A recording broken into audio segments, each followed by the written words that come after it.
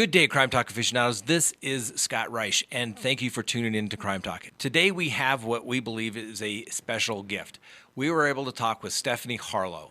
For those of you who do not know Stephanie Harlowe, she has a YouTube channel, and she has lots of videos, lots of interesting videos, and she is great. She took time out of her busy schedule to talk to us today. We talked about the Lori Vallow case, the Faye Swetnick case, the Gannon Stauch case, and just a lot about everything else. I hope you enjoy it. Have a great day. Thanks for watching Crime Talk.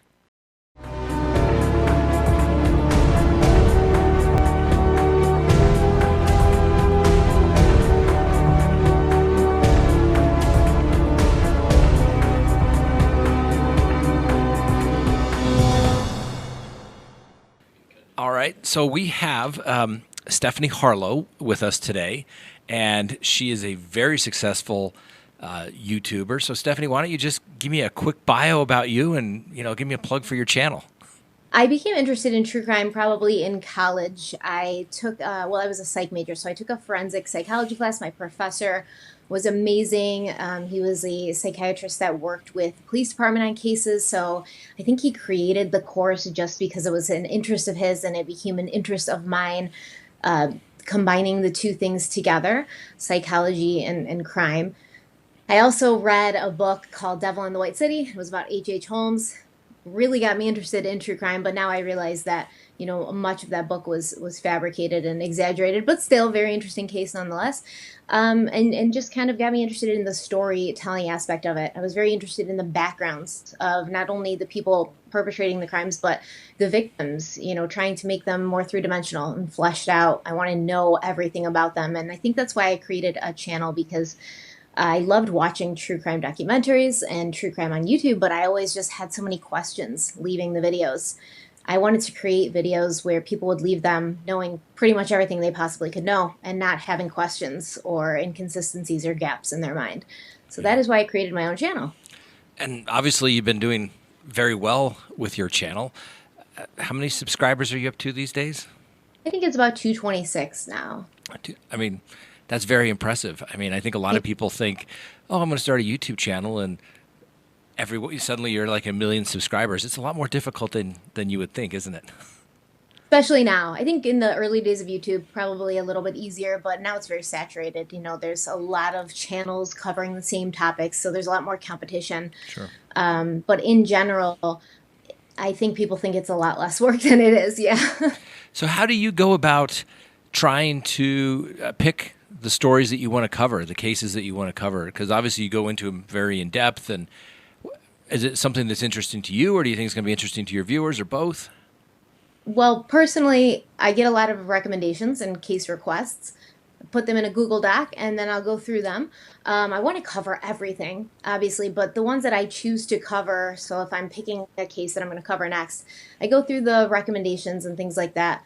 And I find one that I guess sticks to me, emotionally. I'm interested in the people, the three-dimensional characters. I feel like there's enough there where I can really give you a good indication of what kind of person this is, what kind of person the victim was, what kind of life they lived before they became a victim. I don't want people to leave thinking of this person as a victim. I want people to leave my videos thinking of this person who became a victim as somebody who could be their mother or their daughter or their sister, somebody they know. I want them to feel emotionally connected to the people we're talking about.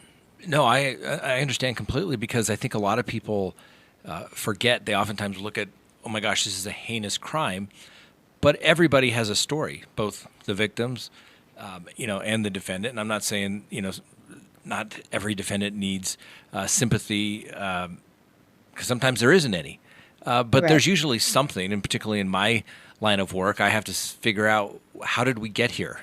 Why is my client standing in court with me for doing bad things? What happened to get us there? And sometimes you can trace it all the way back to their juvenile days, or something traumatic in their adulthood that triggered them to start doing what they're doing. And same thing on the victim side. I mean, these people had, stories and lives and goals and dreams. And, when you go to a sentencing hearing, that's when you hear about it. You don't usually hear about it before a court case these days, because no one's really, I mean, they're like, oh, it's sad. She's a mother. She did this. But to really understand, what did they go through? How did they get there? And then all that was ended. And, what are the ramifications of, somebody's deceased now, their family, their children, how are they going to take care of themselves, the future dreams? I mean, those are all things that, need to come out. And sometimes I think people get frustrated in the court system because you don't get those all up front. You have to wait through the process. Yeah, and that's why, I enjoy reading articles when I'm searching, but I do, if I can get my hands on a court transcript, it's a long trial especially, I love it. I'll spend days reading these transcripts, trying to get everything, piecing them together, making a timeline, because that's where you're going to get the most information. And are you going to use it all in a video? You couldn't possibly. Yeah. But you are able to make that decision, right? And pick and choose what's most important. There's going to be things that are less important, but there's going to be things that are important to telling a person's story. And like you said, too many times we'll sometimes get the backstory of the perpetrator. If it's a serial killer, especially, everybody knows everything about Ted Bundy. but what about Lacey Peterson? What about Kaylee Anthony? We know them as victims, and that's how we see them, and we feel bad. But for the most part, I feel like that's the extent. Like, you feel bad, and then you move on. And that shouldn't be it. I want these people to stick with you. And not in a bad way. I don't want you to be depressed all day. But I want you to leave it really feeling value in the fact that you have a happy life and your daughter and your husband and your mother are alive and haven't become victimized by a cruel person, and feel really grateful for that. And also understand that you have to be aware and safe, because it's out there. The monsters aren't under our bed or in our closet. They are walking amongst us. That is so true. And and like I said, maybe just because what I've done for the last 25 years as a criminal defense attorney, I've seen the dark side of world on kind of a daily basis. And I was actually told the other day that, maybe you could, be a little more positive in some of the things that you talk about for me, because I'm like, because that's, well, how was your day? Well, I did this, and this, and they just kind of look at you like, oh my gosh, like, how do you even function, deal with that on a daily basis? Yeah. And, it's difficult sometimes, but yeah, people need to be aware out there, and you need to appreciate what you have, because I don't think that most people appreciate how quickly things can change. Yes. I've mentioned that on my show, several times, where it's like, man, you need to appreciate life. You need to enjoy life. Don't take your loved ones for granted, because it could all happen just like that. You could be standing in a 7-Eleven and somebody walks in and is going to rob the place, and bad things happen. Or somebody gets, you could be sitting in a car and somebody plows through the intersection and takes your car out with you. And I'm not sound, I don't want to sound too dark there or anything, but it's the reality. True. And I've seen that, and it just makes you want to really appreciate life and don't take it for granted. And most people have inconveniences. They don't have troubles. Right. When you lose a loved one because of some random act of violence, that's a real problem, But most people have inconveniences, and I think we lose sight of that sometimes just in our everyday life. Like, appreciate what you have, because it can all change so fast. Yeah, that's a good perspective to have. We look at these cases like we're watching them for entertainment, but you don't really grasp the fact that the people we're listening to stories about, they had completely normal lives before something completely random half the time happened to them. They weren't expecting it. They weren't, they weren't put here just to be the topic of a TV show. They had normal lives, and every day that you end it being like, all right, it's a good day. No, we didn't bleed. We don't have bruises. Nobody broke a limb. Everybody's good. We may not have enough money to pay our bills today. We may, be short in other places, but we're alive, and we have the opportunity to make something else happen the next day. And that's the most important thing. It's perspective that I think a lot of people need. Yeah. And the videos that I've seen, what I like about your stuff is that you're very respectful to, all the parties involved. It's very, let's hear the facts. Here's what you need to know.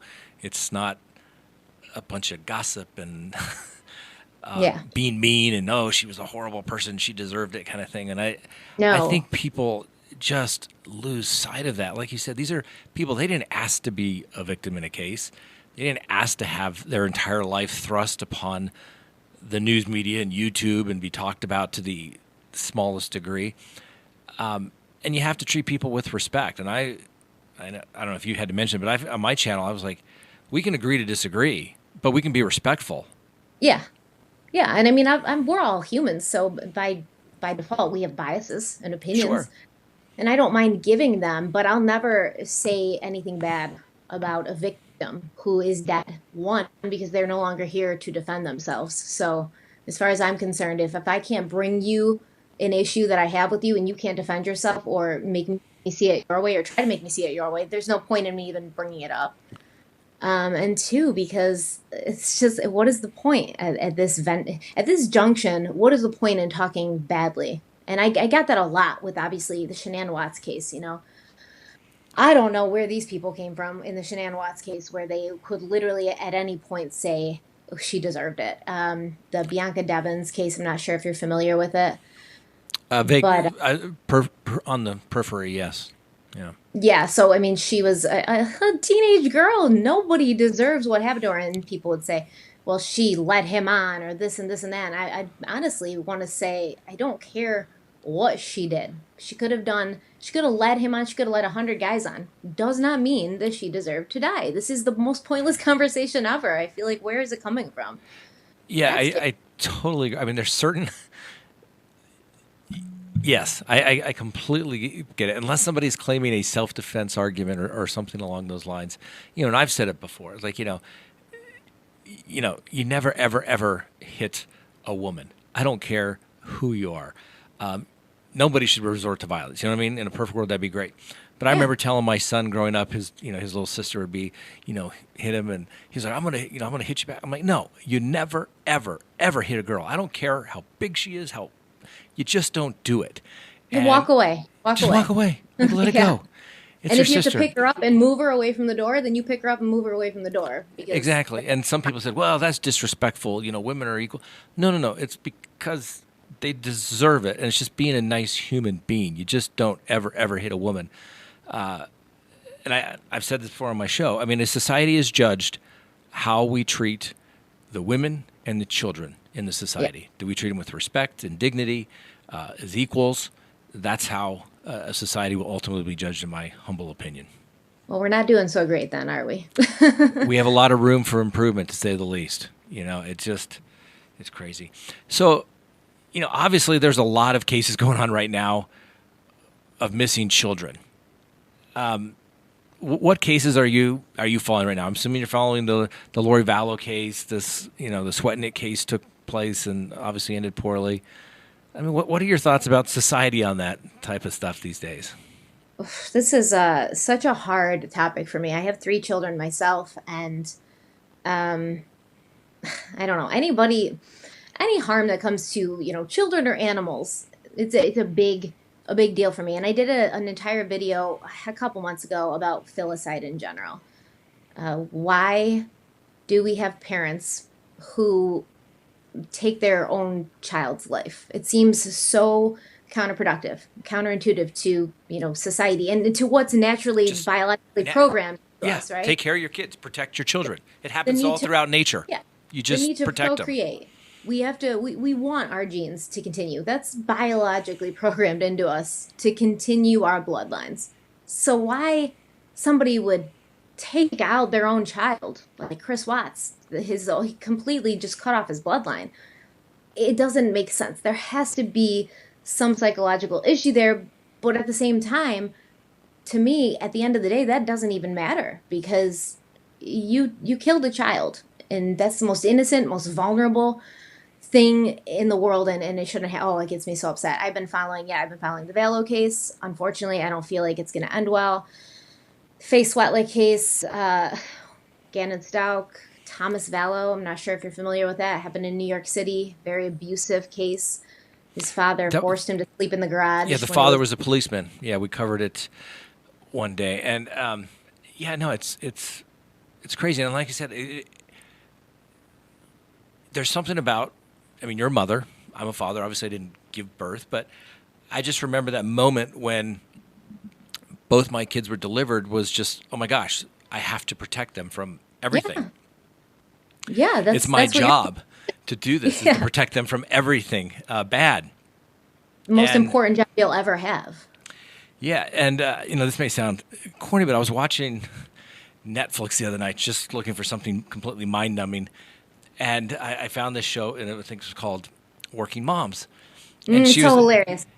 But she had this moment where she's like always questioning whether I'm a good mom or not a good mom, and she's out running with her child through the woods with the baby stroller, and she comes up, and there's a bear, and at that very moment, she literally like screams and steps in front of the baby stroller and says, listen, bear, mom to mom or whatever, you're going to have to get through me before you get to this little kid.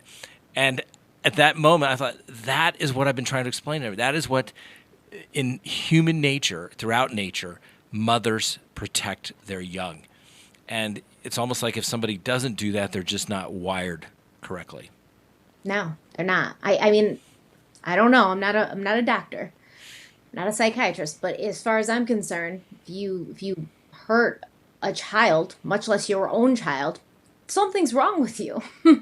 Period. And I mean, yeah, in that scene you're talking about, I remember thinking, well, of course we're going to question as parents, would I be able to sacrifice myself for my child? And until you really get in that position, you don't know for sure, but I promise you can, you will, and you wouldn't even think twice about it. Yeah. And the bear, and when she like growls at the bear, and the bear is like, okay, because the bear is also a mom, right? Yep. So, and I think that was kind of the point. Like, it was like one mama bear to another, they got each other. They were like, okay, you don't mess with mine, I won't mess with yours. And then they parted ways. And it was like that kind of understanding between them.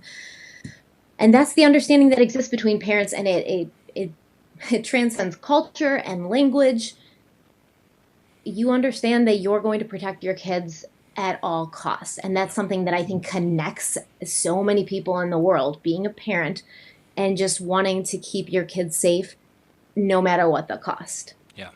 That connects us. And I don't want to get, too graphic, but I've had cases over the years where it's child abuse resulting in death cases. And most people don't realize, you have murder, but oftentimes if it's a child, it's child abuse resulting in death, which actually carries less penalty than first-degree murder.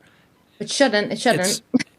And, really have to wonder is, like, why is the legislature saying that this child's life is worth less than somebody else's life just because, they haven't reached the age of majority of 18? It really doesn't make sense to me. And I've had cases where it seems like normally when there's child abuse is that it's the boyfriend, the new boyfriend, and he loses his temper. And I mean, I had one case, and it was just terrible. And I literally just scratched my head, like, what were you thinking? Where the child was deceased, and they literally put it in a duffel bag, rode across town on the bus, stopped at McDonald's, and then dumped and buried the body. And then you're just like, who does that to protect this guy over your child? Are you kidding me? Why? Yeah. Why? I don't get it. It's completely bizarre to me. And I don't think, honestly, that we will ever understand. I think that there's people out there who do understand because they have that in them, but they're not going to say they understand because they don't want to admit that they have that in them. But I don't think that a normal person who's functioning normally could ever say, like, I get that, or I can see why that would happen. No, it's unacceptable. And why is it happening so much more now? And you have, you've got people like Casey Anthony, who, I know she's not guilty, but in my opinion, she's guilty, right? In the majority of people's opinion, she's guilty. We saw the trial. I watched the trial. We saw Jose Baez doing his gymnastics to get her off, and he did. But we know that she did it, and this person's walking around out there. Yeah. How many other people are walking around out there like her? Yeah. And that's what keeps me up.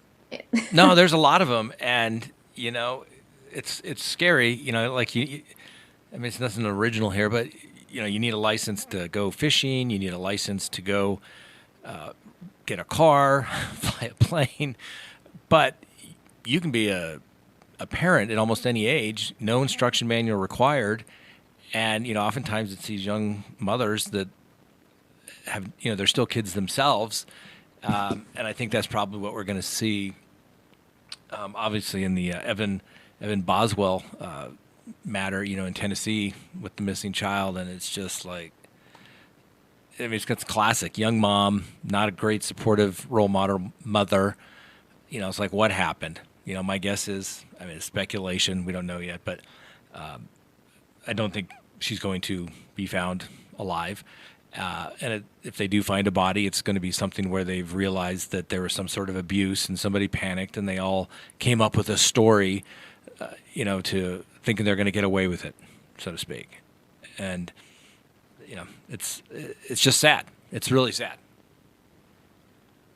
And in my opinion, you said it, like she didn't have a strong role model. I think to me, and this is another reason why we need to be really careful with our kids, the way that you're raised is going to determine what kind of person you turn into, what kind of parent you turn into. Sure, are there people that have had incredibly bad upbringings and they become, and it's one of those things that I tell my husband and we laugh about it.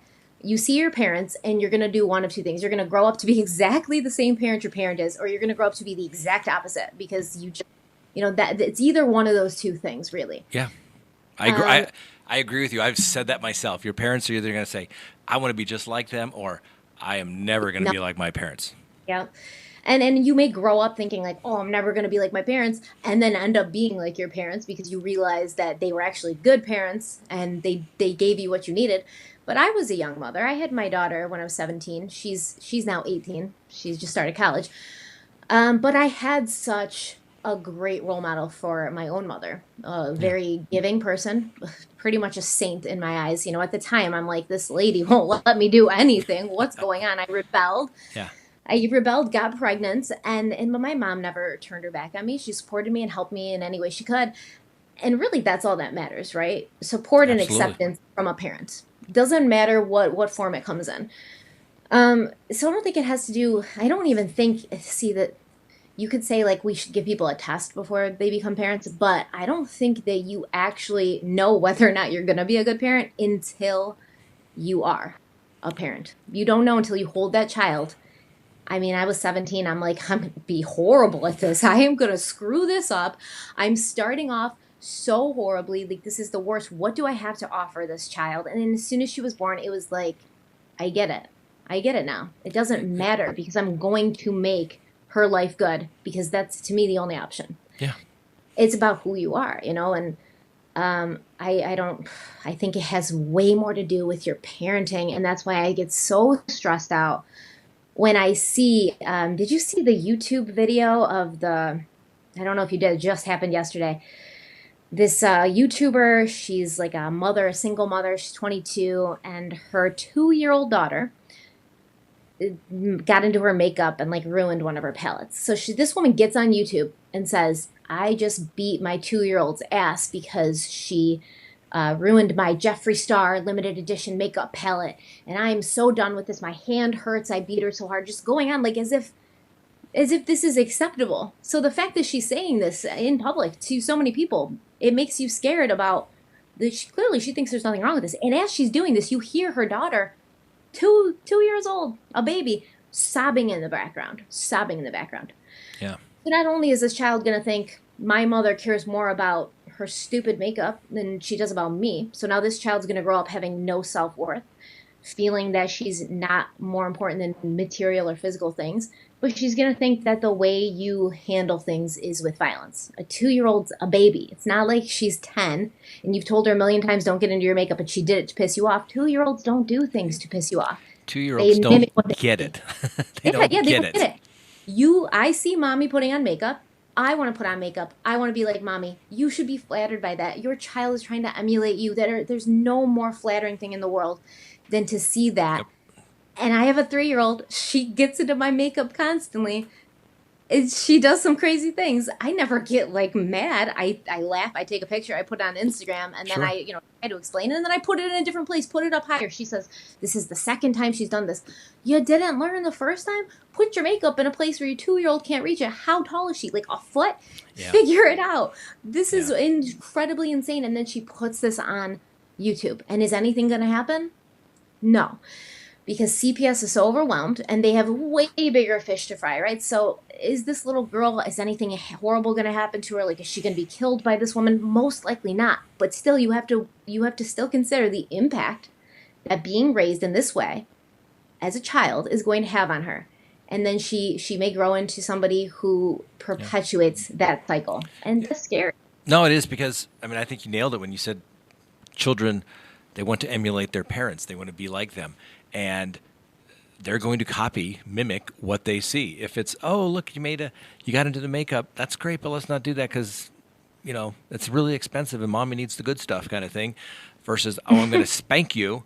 I mean, like you said, that's what they're going to resort to. Oh, that's how we solve problems, is through violence, versus, oh, maybe Mike can get some of the less expensive stuff, Mom, so that you don't get upset. You know what I mean? Or here's your whatever. Of course.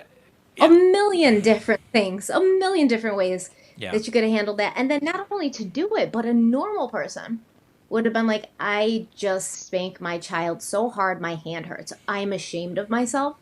I need to do better next time. I'm not a perfect mother. I'm far from it. But then for her to go on and say it to her YouTube audience shows me that there's a disconnect there. You don't understand the difference between right and wrong. I'm not going to say spanking kids is wrong. You're a parent, you discipline the way you feel you need to. But when you get on and you say you beat your 2-year-old's ass, her words, not mine, to the point where your hand hurts, there's an issue there. I don't need to tell you that's wrong. Yeah, that's not a little, swat on the butt, to get their attention kind of thing. Like, hey, just got to focus here. Yeah, I just don't get that. And like I said, people can discipline just about any way they want. But, if it's the point where you're leaving marks and bruises and your hand hurts, that's probably going a little excessive. You'd think. But, So what do you think about the Lori Vallow case? Man, well, I mean, I guess I'm happy that she's finally arrested. Mm-hmm. I don't think that it's going to make a difference. I think that she's too far gone now. I don't think she's going to talk.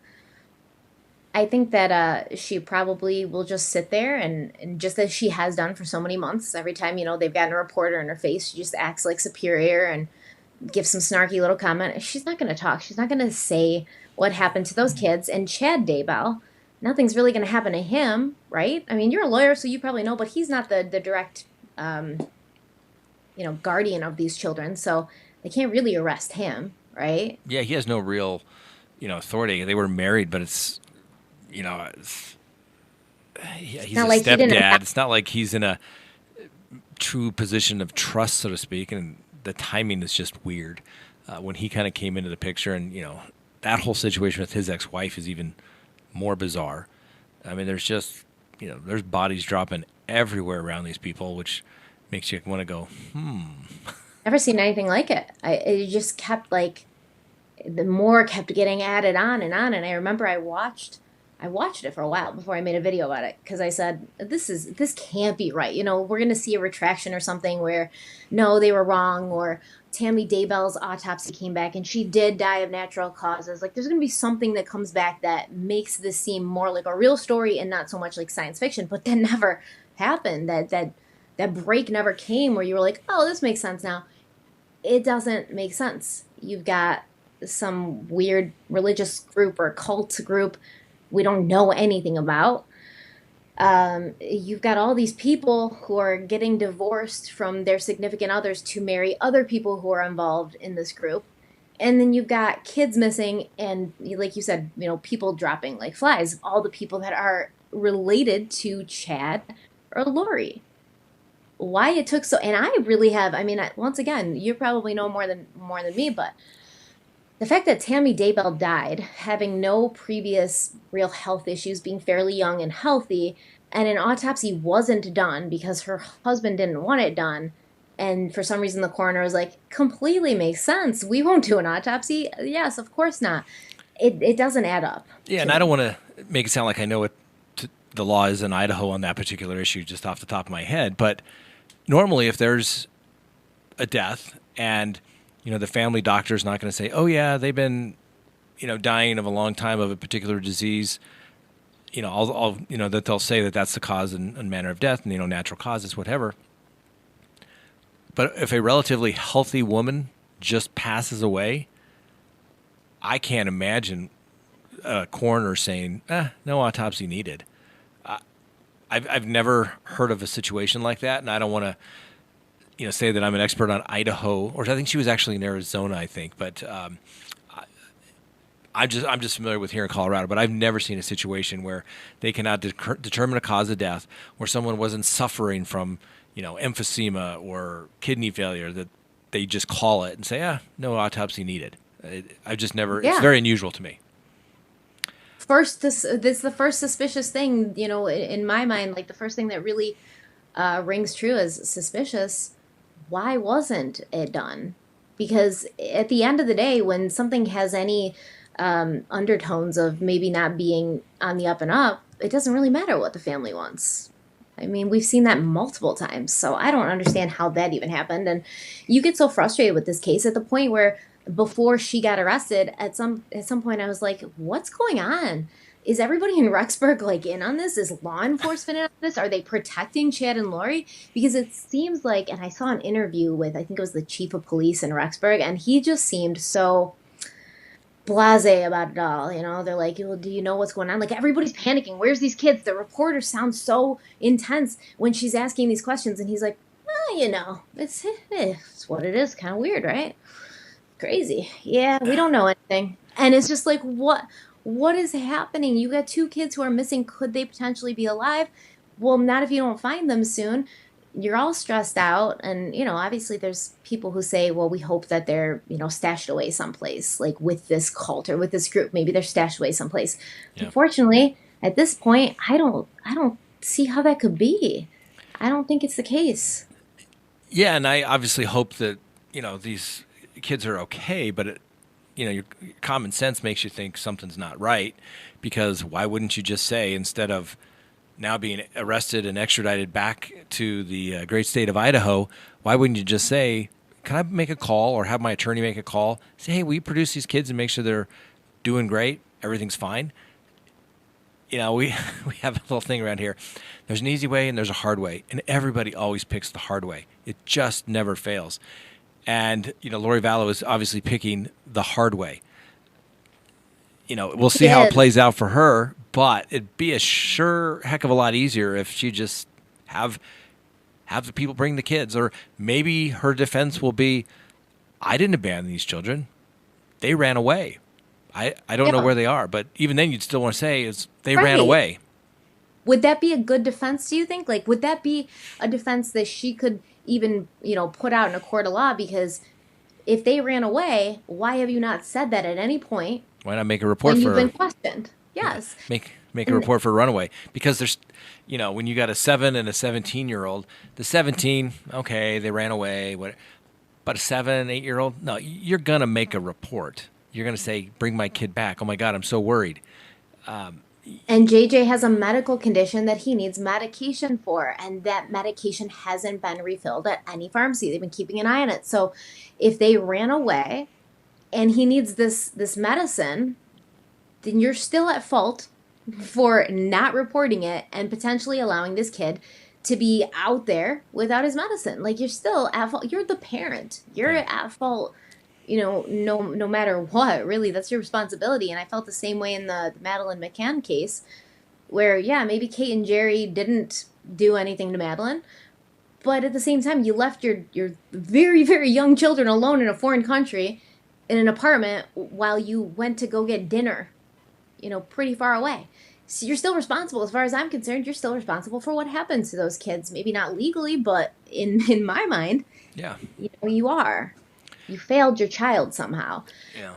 So, and I feel like they're so desperate. Like, law enforcement is so desperate at this point to have any sign of where those kids are. Even if she said, like, oh, let me just FaceTime them and have them hold up a paper or something, and you can see that it's that date and they're alive, and you can stop bothering me. I feel like even law enforcement wouldn't even make her produce the kids if she could at least do that. They might just settle for it. Yeah. Well, I'm in Denver, so the police are pretty sophisticated. But when you start getting into smaller towns, I have a case right now in a small town, and things just move a little differently down there. Everybody knows everybody, and why are we getting all upset? And so and so knows somebody, and it'll be okay. And it's like this good old boy network, and you're just kind of like, but the rules, the law says this, and I need to be able to do this. And now you'll get what you need, just don't push it too hard, and I'm just, what's your hurry? like, but yeah, I mean, obviously, that town, the sheriff doesn't seem too concerned. It seems clearly like the press is pushing things. Otherwise, it didn't seem like law enforcement would be that concerned, even though it was, the grandparents saying, hey, where are the children? So I don't know. I don't understand it at all.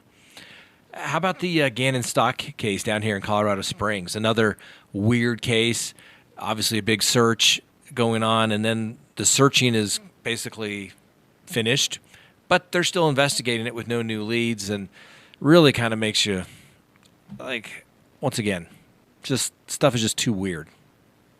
I think this is a case that the police know so much more than we know. I have to believe that, right?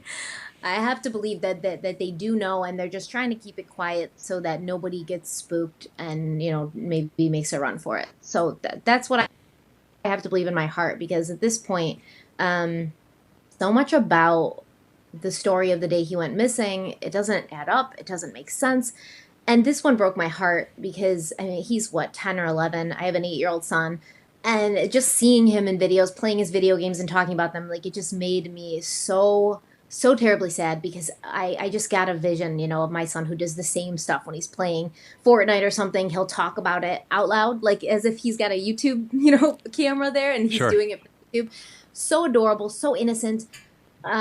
This kid already has gone through so much with his parents getting divorced, and now you're living in a different city, and you have a different woman who's with your father, and like, that's difficult for kids. Also, something I think the biological mom had some issues in the past. She was living, I think, in South Carolina, but it sounds like she had some demons that she was dealing with, and that's why Gannon was with dad and stepmom. Right. But then you have, and then there was the kind of, I don't know if it was a rumor so much, or if it's been kind of proven that they all three knew each other, that Letitia Stauch was friends with Landon, Gannon's mother, and then started having an affair with her husband. So, like, this is all very dramatic, kind of tensions running high, maybe a lot of resentment, a lot of jealousy. But I do not like the way that Gannon's stepmother has taken to social media to basically smear any reputation that Landon, Gannon's mother, would have. You can feel however you want about a person. I'm sure you guys have a history, and some of these things you're saying could absolutely be true, but this woman has lost her son.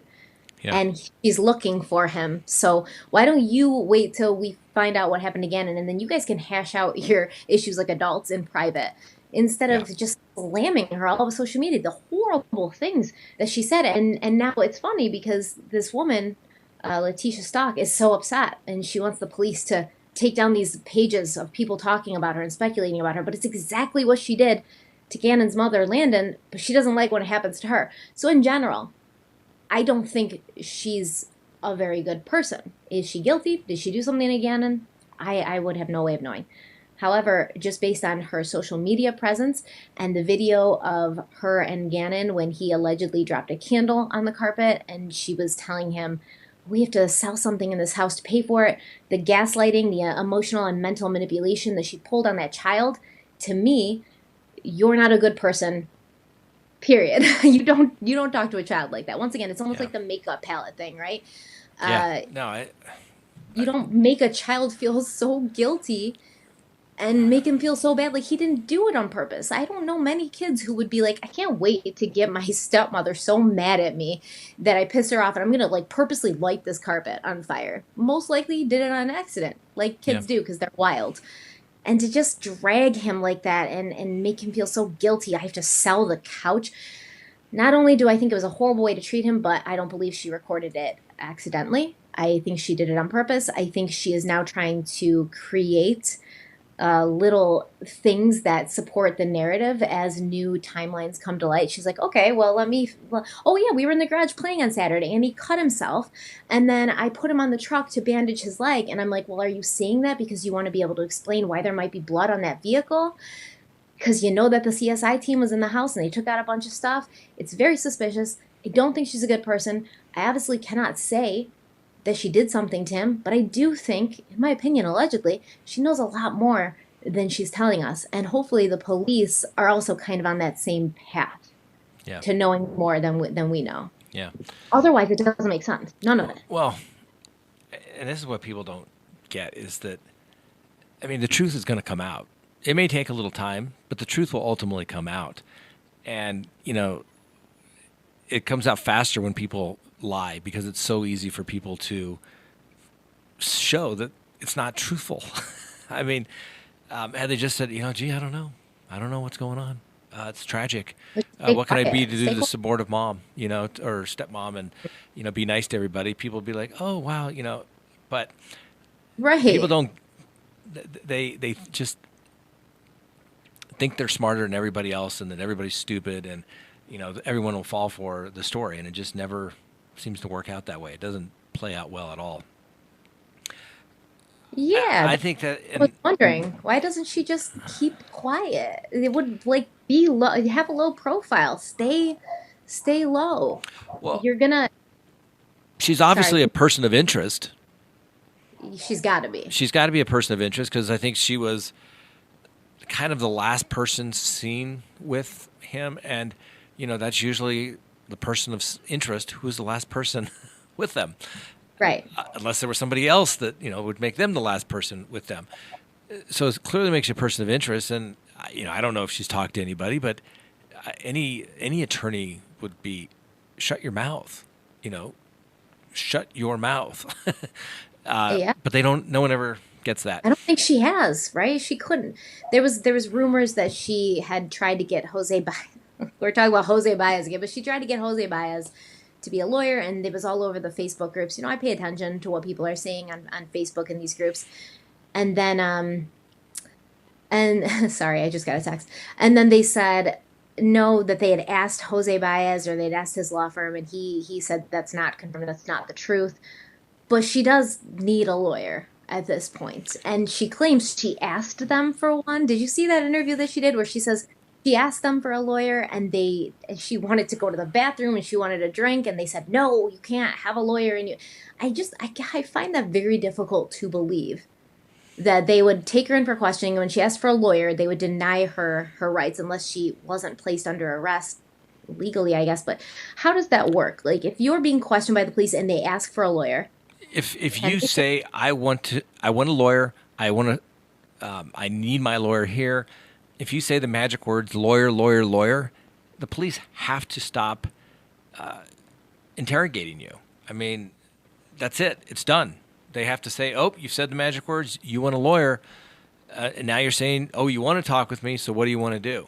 That's what I thought. Now, in today's world, most jurisdictions, particularly here in Colorado, videotape all of that information. And so it's clear because you know, the issues of false confessions and, you know, the police officer, you know, beat me with a rubber hose. Those have gone way down since they started videotaping. And the police are like, all right, here's your form. Here's your Miranda. Do you want a lawyer? Well, I don't know. Should I get a lawyer? Maybe I should get a lawyer. That's not an invocation of your right to counsel. It's I want a lawyer. And it has to be affirmative, unequivocal. She claims she asked for a lawyer and they said no. And then not only that, but they physically blocked her from leaving with their bodies. They pulled their gun on her, threatened to shoot her and her daughter. Very crazy claims. And it's like, why are you making these claims? Because either they're true, and that's a huge issue, or they're not true, and you're just making it worse for yourself because now you won't even have the police as allies because they see you lying about them. Yeah. I would take that with a huge grain of salt because most detectives work in a case. They're experienced officers. They're not going to jeopardize their career by pulling a gun on somebody. I mean, No. really? Come on. Unless that's on video or another police officer said it happened, I would be very suspicious of that claim. It just simply doesn't happen. In today's world, like I said, everything is videotaped when they are talking with the defendant. And when they come in, they say, I brought you up from the holding cell, or I brought you in from the waiting room. Mm-hmm. During that time, did we talk about anything other than the weather? No. Did I make you any promises, any threats between that time to get you to speak with me? No. You're doing everything voluntarily here today. Yes. You understand you're free to leave. You're not under arrest. Yes, yes, yes. Okay. And if you're not under arrest, you don't have to be advised of Miranda. But either way, you could say, I think I'm just going to stop talking to you. I want my lawyer. And that's it. They got to. Oh, I lost. Are you there? I don't have any audio. What about now? I have it now. I pressed buttons accidentally.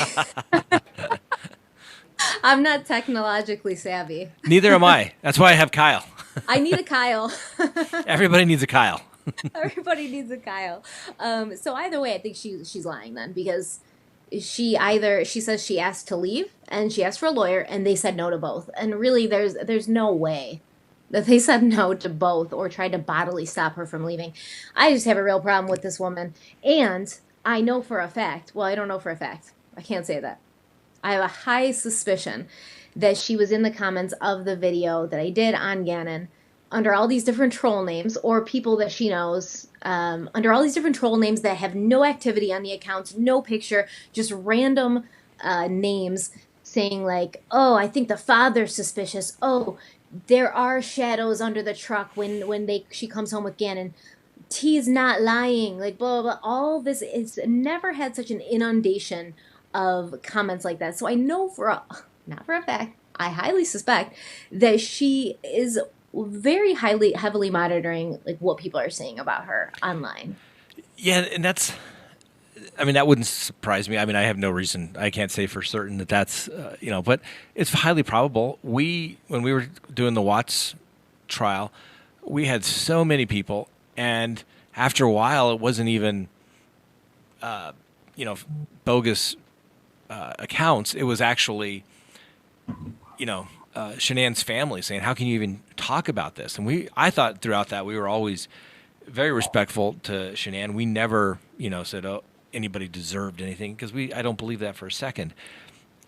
And, but they would just get upset the mere fact that you were even discussing the case. And it's like, we can discuss the case, and we can be respectful and factually based and talk about the case, because it's an interesting case just given the facts of it. But I mean, I think the reason why we even to this day still run into monetization issues with YouTube is that there were certain family members that made very vocal complaints about YouTubers, and I think a lot of YouTubers that went completely over the top, they just type watts into their little computer system, and the AI flags it, and they, demonetize everything, even if you just say the house is still up for sale.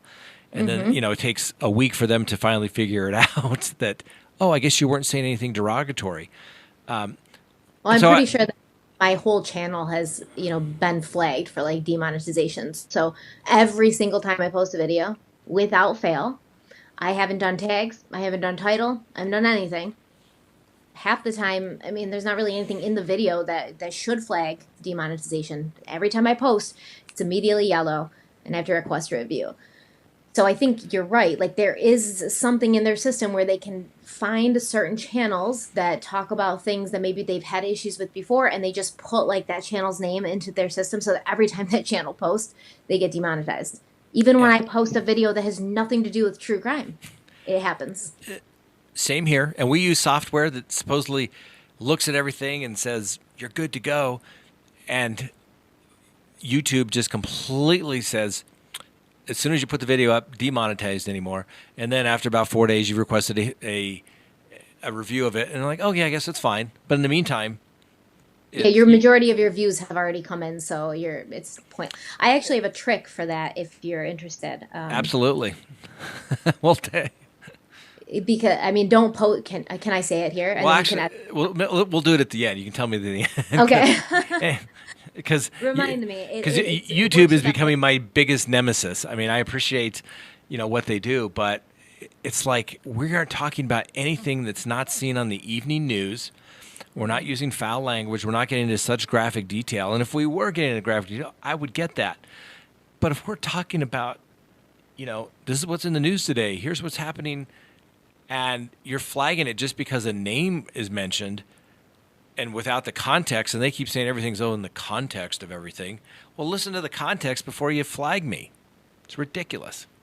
And it's funny because the CEO of YouTube just posted something on Twitter, I think a couple of days ago, and she said something like YouTube's getting a lot of credit for like their educational content. And I responded to it and I said, if only you didn't demonetize all of it, because I do a series of a history series. I minored in history in college. I love history, and I've done St. Valentine's Day Massacre. I did Joseph Mengele from the Holocaust. This is stuff that happened, right? It's in our history books. Yeah. I'm not talking about anybody that's still alive. I'm not giving you Nazi propaganda, for like instance, for Joseph Mengele. It's history, but they censor everything. Yeah, you have this ridiculous crap that like my 8-year-old son watches, 3 a.m. challenges, talking to Jesus on FaceTime crap that is monetized, or Jake Paul. This guy's monetized and he's the most like problematic person I've ever known. You've got underage kids pretending to be of age, wearing skimpy clothes, but it's been proven already that they are under the age of 18, still monetized. But we have to fight so hard to bring awareness to cases that really need awareness and really need to get more knowledge about. It's just, it blows my mind. It doesn't make any sense. I think there was just a court case actually where they said, well, YouTube doesn't have to, they don't have to follow like the freedom of speech and the First Amendment and all that, like, because they're a privately owned company, so they can censor you now. Yeah, and that was the Ninth Circuit yesterday or 2 days ago with Prager University. Yeah. And I didn't think he had much chance of prevailing because the First Amendment only applies to the government. And they were trying to say that it was a public square, kind of like, you can go out to the park and say, the government should do this, the government should do that. And they can't shut you down because it's become so prevalent. And it was an en banc, which means the entire Ninth Circuit ruled against them unanimously and saying, you can't do this. Your remedy is go start your own YouTube channel if you don't want to be, flagged for content. And basically it says if YouTube doesn't like what you're talking about, how you're talking about it, they can shut you down and there's not a thing you can do about it at all. Which is kind of disappointing because when YouTube first came out, and had I known where I thought it was going to go, my kids were like, "Oh, you got to watch YouTube." What is YouTube? And turn that garbage off. It was just nonsense kind of things. But if they don't like what you're telling them, like you said, it's history. You may not like it, but it's happened, and the only way you can prevent bad things from happening in the future is to understand the past because. Although history may not exactly repeat itself, it certainly rhymes. All these issues that we deal with in society today, you think somebody else hasn't dealt with them before? They have. It's nothing new. But everyone wants to act like it's all good. And yes, it's the facts. You may not like it, but it's the fact. I'm not making anything up. I'm not exaggerating it. If you're shocked by it, it's because it's shocking. Yeah. And you should know about it. And people want to live in a bubble. And I mean, I saw, what was it? Somebody gave an interview and said, it's too traumatic for kids these days to learn about really, like World War II and stuff in school. It's too traumatic for them. It's going to upset them. And I'm like, this is not a good direction that we're taking. This is not a good direction that we're taking as a society. Yeah. If that's what you think. What are you going to do? You're going to raise a generation of people who are protecting themselves from the darkness and the evil in the world. And as much as that may help them for, the first few years, it's going to catch up because you need to be aware. And I say that all the time with, sex trafficking, child trafficking, things like that. No, we don't want to hear about it. It scares the crap out of us. It's one of the most disturbing things to think about, that people are just literally kidnapped out of their homes, off the street, and sold into, trafficking rings, especially children. Yeah. However, it's so prevalent, happens so much. If you don't want to hear about that, you're the problem. If YouTube wants to prevent you from talking about that, they're the problem.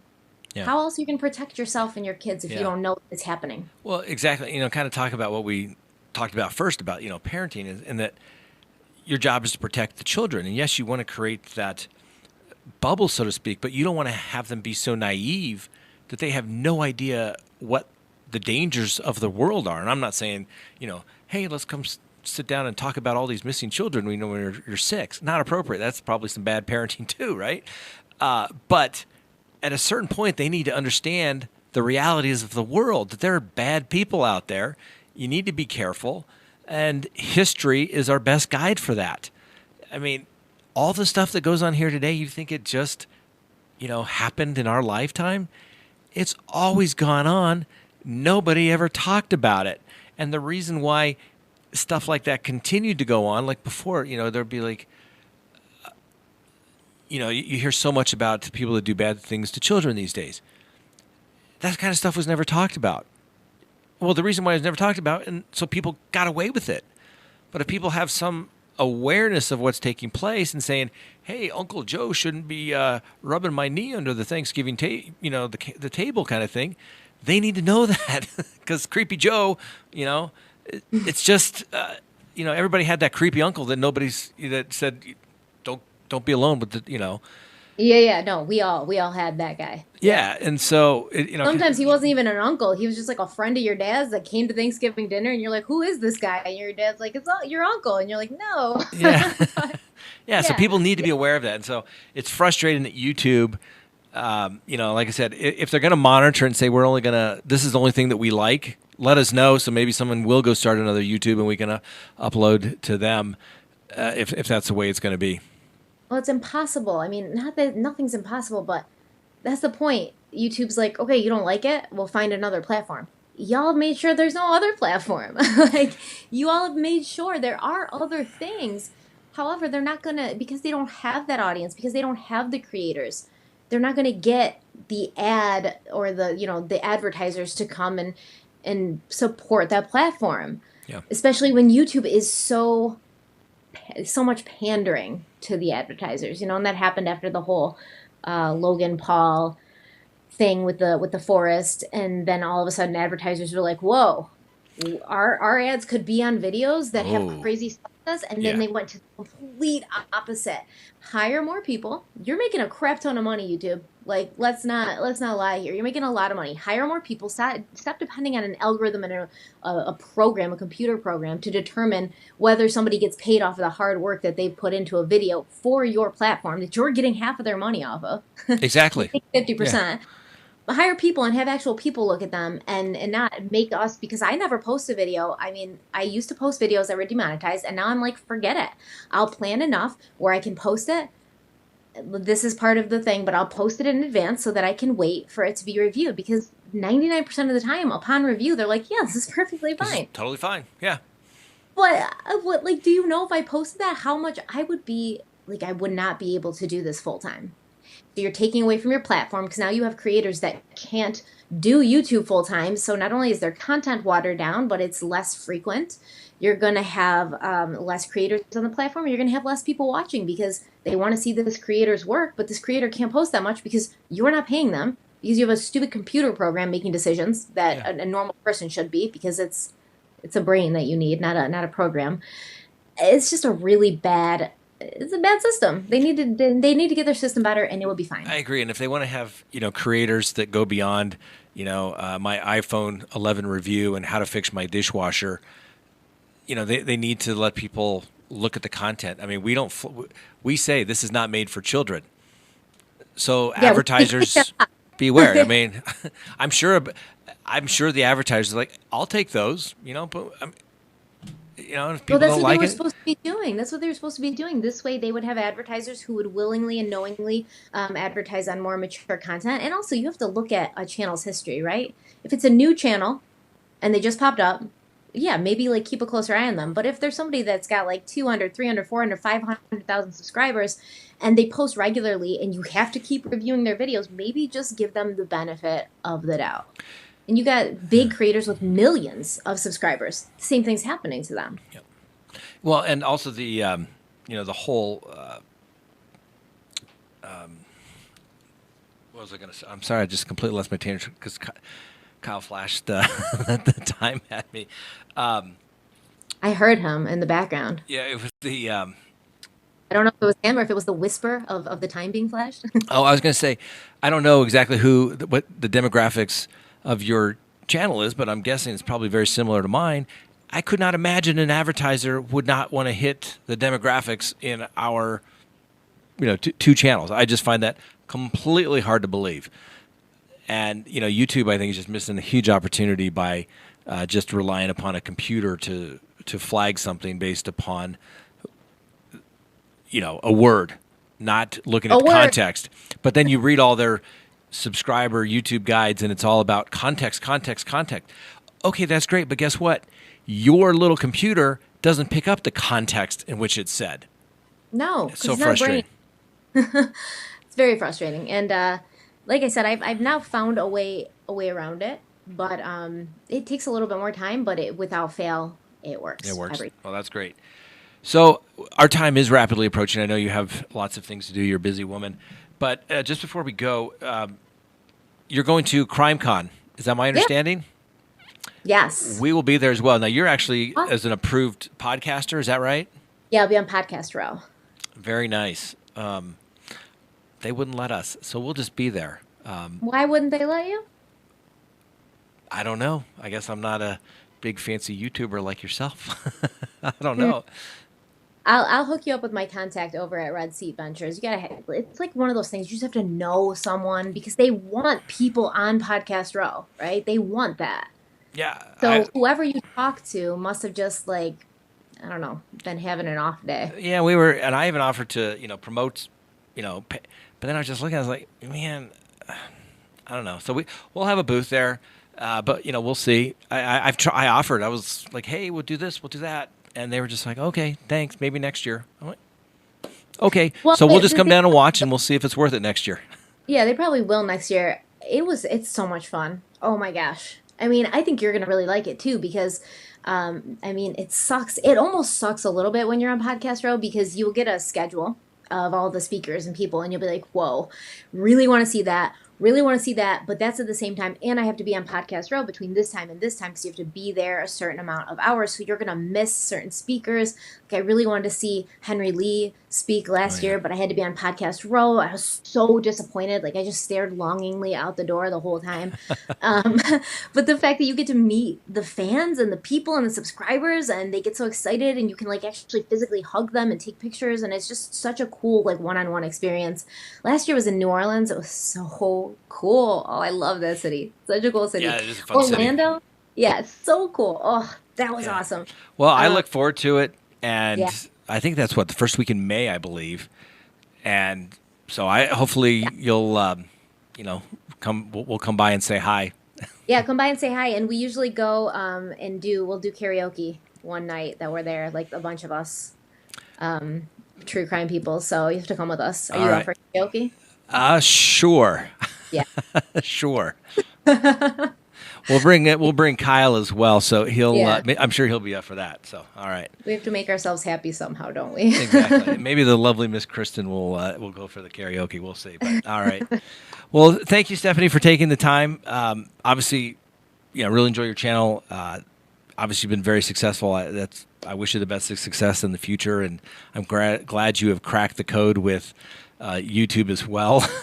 And like I said, it was just great for you taking the time. I know you're busy, so thank you very much. Thank you for having me. It was awesome. All right. We'll talk to you soon. We'll see you in Orlando at CrimeCon. Perfect. All right.